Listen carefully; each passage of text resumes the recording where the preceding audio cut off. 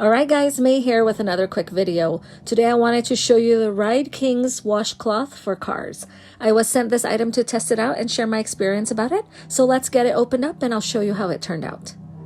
This set comes with 3 different colors and a total of 6 washcloths. So we have 2 for each color. Each washcloth is 16 inches by 16 inches.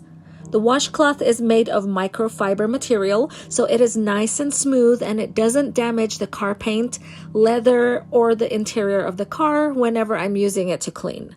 On one side of the cloth, we have the plush side that can absorb water, and the other side is the smooth side that is great for any polishing or detailing work that we might be doing. To test this out, we went outside to wash the car. You can see how dirty the car is before we started washing it. We will now rinse the car and use the washcloth to scrub and wash the car. Check out how much dirt this washcloth is able to grab from the car as we were cleaning the car.